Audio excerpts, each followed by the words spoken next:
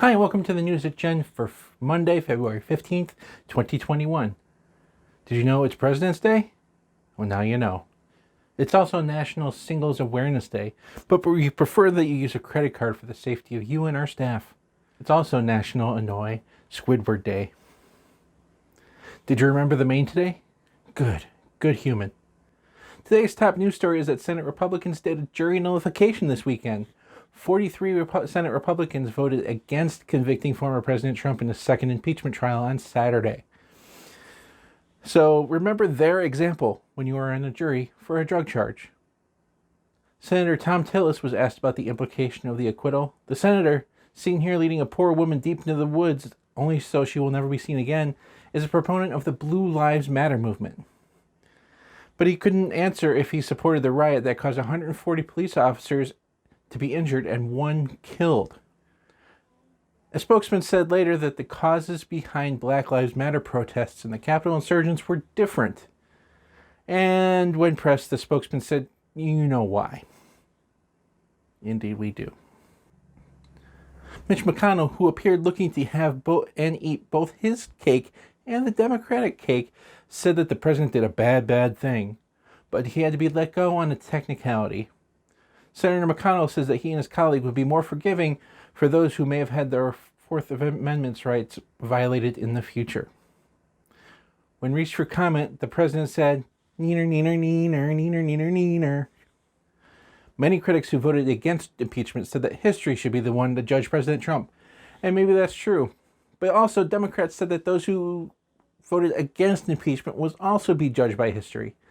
However, let us recall history. Who could tell me amongst you who voted against Andrew Jackson in his impeachment trial? No, you can't. You want to know why? Because it was Andrew Johnson that was impeached. I bet you can't tell me who voted against the impeachment there either. Oh, I bet you could look it up. For what purpose? History? I bet in 100 years it would be the same thing. It won't really matter.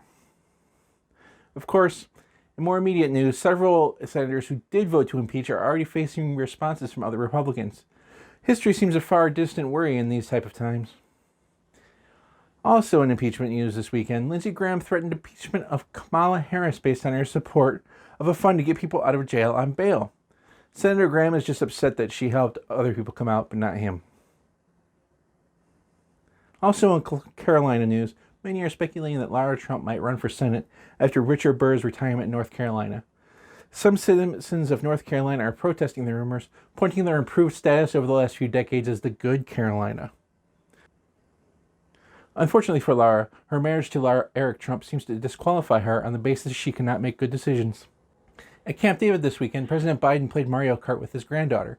The fact that he could not evade the blue shell has led some critics to say that he obviously cannot lead the country through Toad's Turnpike.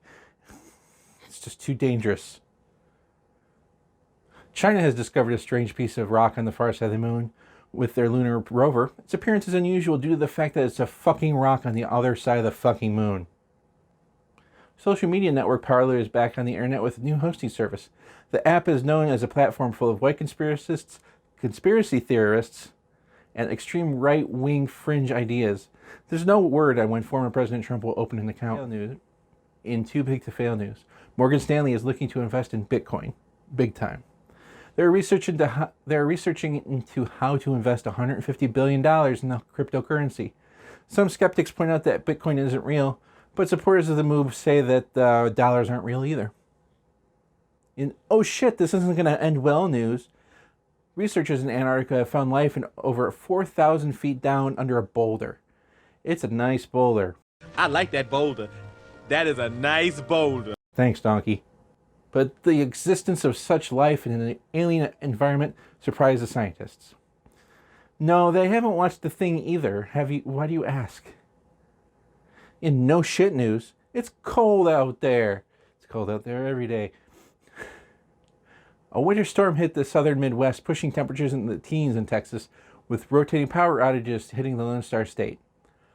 However, local commuter Daniel Highland from a Houston suburb was unimpressed by the snow. "I'm just going to drive like I do every other day," he says. "It's just a little water, little fluffy water. How dangerous could it be?"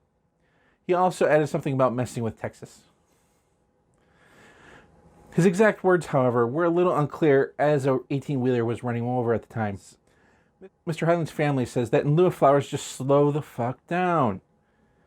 And finally, in News at Gen news, there's going to be a small shortfall of income over the next couple months here at the News at Gen headquarters.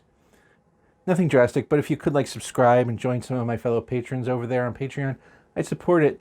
Patreon.com/genderbent. I really would appreciate it. I thank you for even thinking about it. And thank you for watching. And please remember, I love you.